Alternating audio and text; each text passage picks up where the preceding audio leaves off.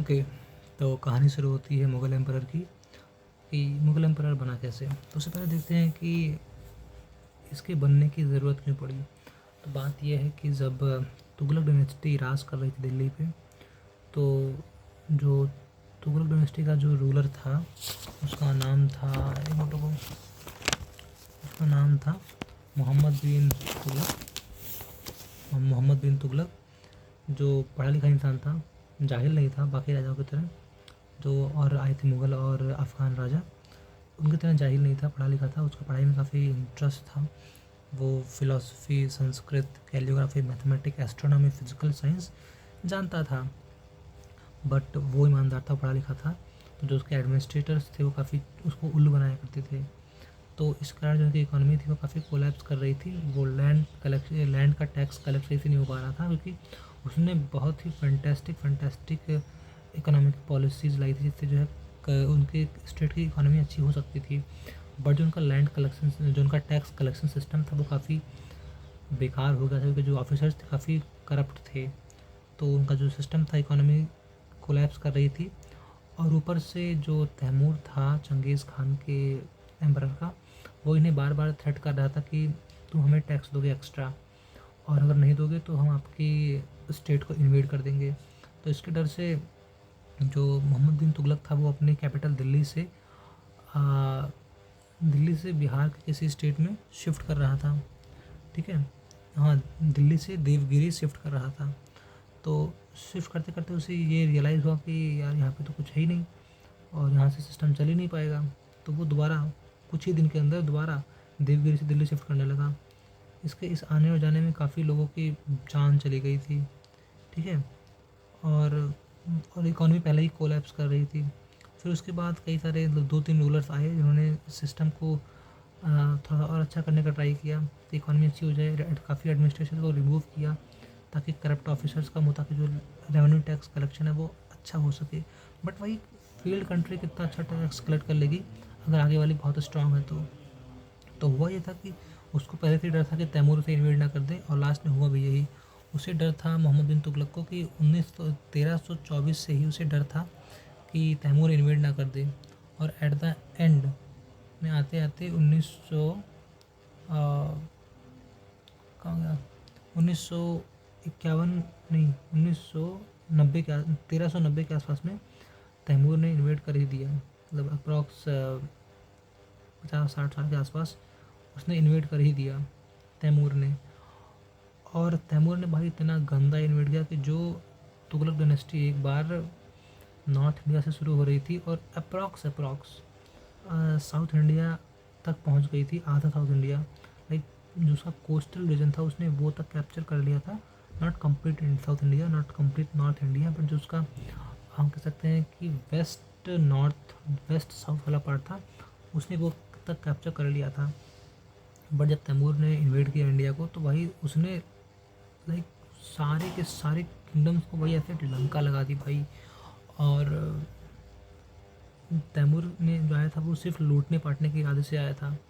तो तैमूर के इन्वेजन के बाद कोई ऐसे स्ट्रांग एम्पायर बचा नहीं था जो कंट्री को रन कर पाए। तो लगभग 14 साल तक इंडिया में कोई बहुत स्ट्रांग एम्पायर था ही नहीं जो रूल करे। वो बस हर जगह अपने अपने राजा थे जो अपने अपने रीजन को रूल कर रहे थे। वो एक्सपेंड कर नहीं पा रहे थे, तो अब वो एक्सपेंड कर नहीं पा रहे थे, ऑब्वियसली वो उतने स्ट्रांग नहीं थे। तो फिर उसके बाद आती है अपनी लोधी डायनेस्टी।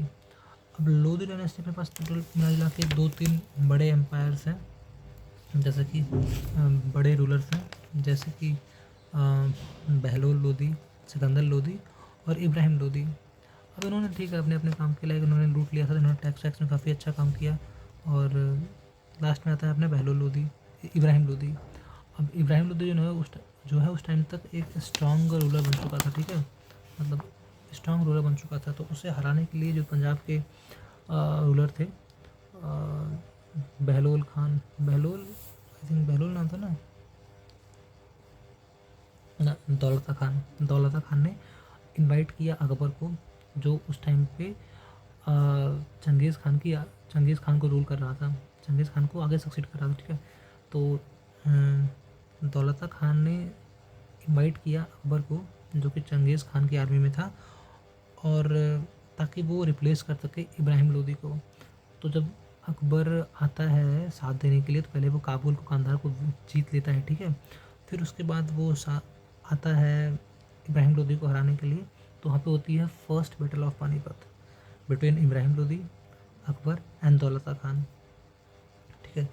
अब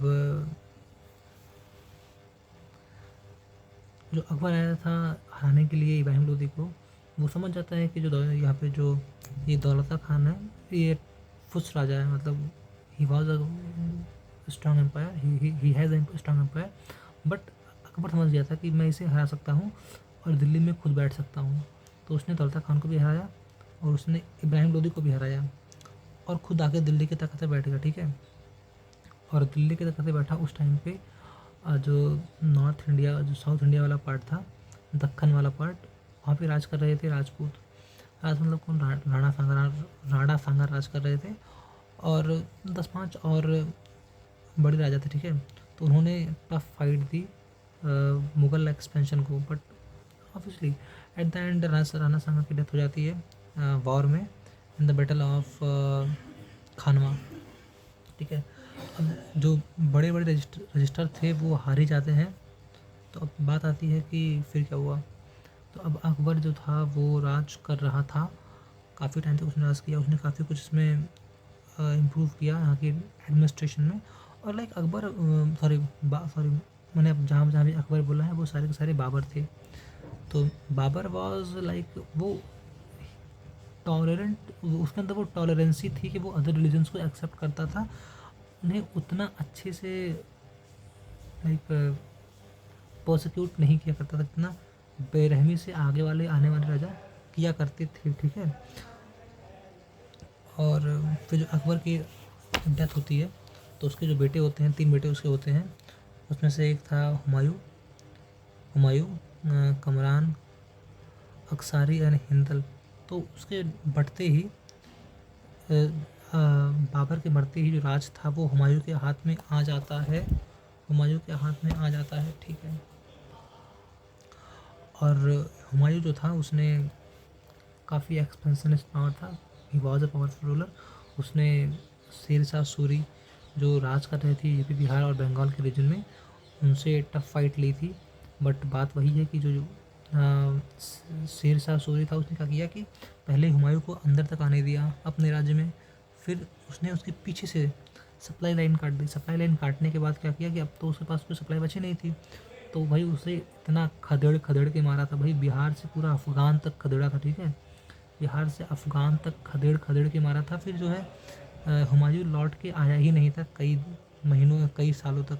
फिर उसने शरण ली थी अफ़गान के एक राजा थे उनके अंदर, ठीक है।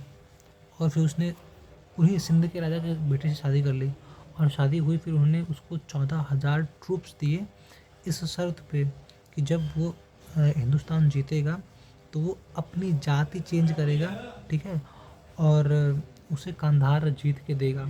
बट जब हुमायूं जीत गया तो उसने कांधार और काबुल देने से मना कर दिया, और उसने अपनी जाति भी नहीं चेंज करी, ठीक है।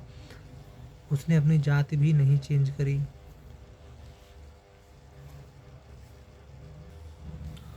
और जब शेर शाह सूरी ने हुमायूं को भगा दिया मार के दिल्ली से, तो वहाँ पे वो खुद राज करने लगा, और खुद राज किया तो वहाँ पे काफ़ी कुछ इम्प्रूवमेंट करवाया था दिल्ली में।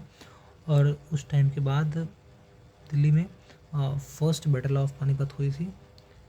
फर्स्ट बैटल ऑफ पानीपत में, हाँ, फर्स्ट तो हो गई थी अपने इब्राहिम लोदी और दौलता खान, इब्राहिम लोदी और बाबर के बीच में हो गई थी।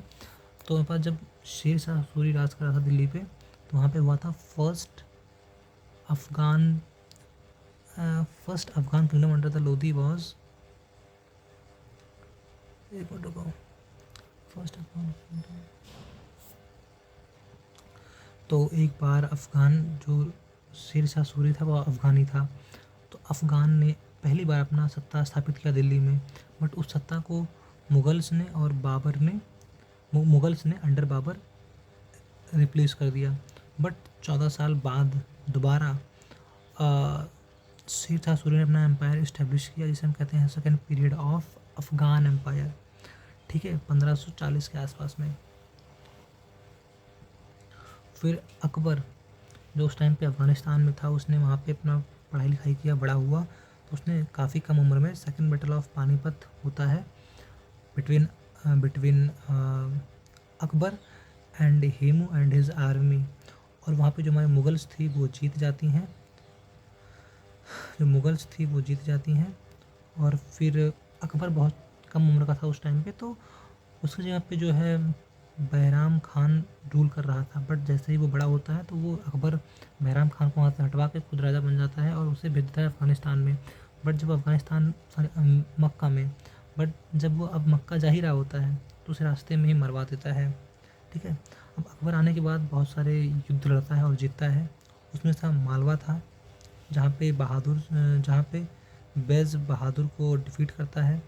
गोंडवाना था, मेवाड़ था, मेवाड़ में वो चित्तौड़ को कैप्चर करता है।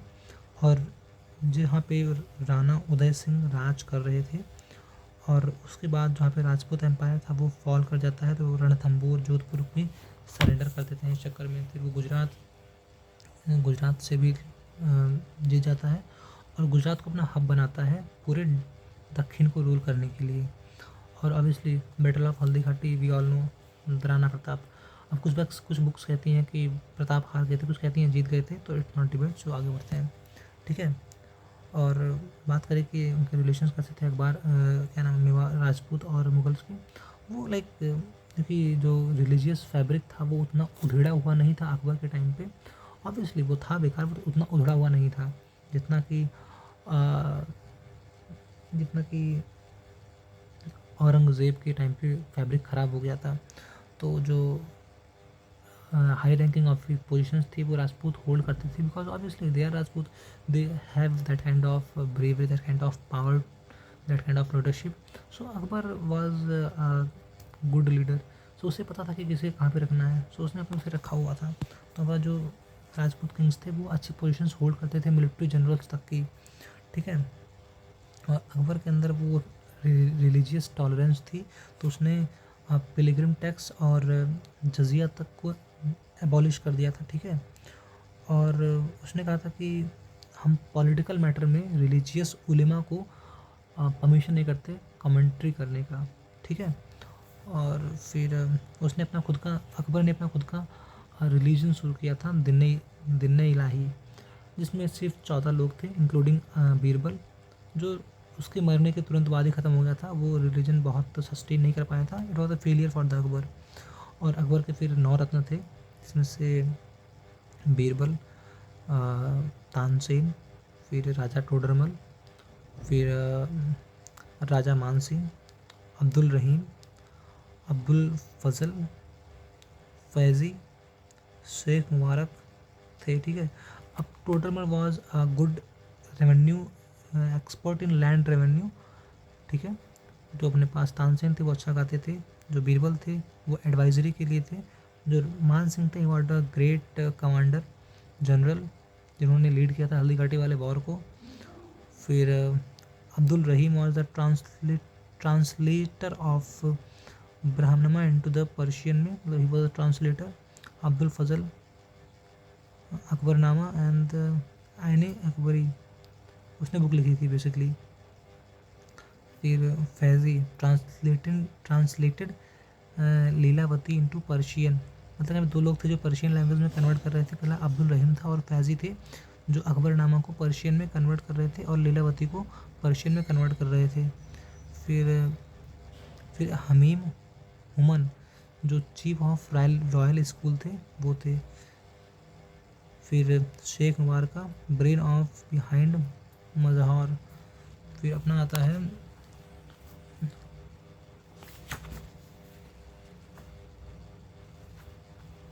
मनसबदारी, आता है अकबर के लिए।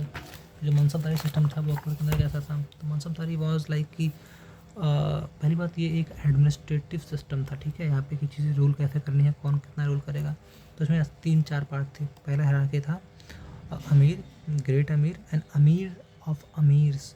अब अमीर थे, इनके अंदर जो है जो रैंक, जिनके पास रैंक थी 1000 से कम, अब ग्रेट अमीर वो थे जिनके पास रैंक थी 1000 से ज़्यादा रैंक थी, और अमीर साफ अमीर थे जिनके पास 5000 से ज़्यादा रैंक होल्ड करते थे। अब इनको उर्दू में क्या कहते थे? इनको अमीर को अमीर ही कहते थे, ग्रेट अमीर को अमीर अल कबीर कहते थे, और अमीर साफ अमीर को कहते थे बस अमीर अल उमरा। ठीक है।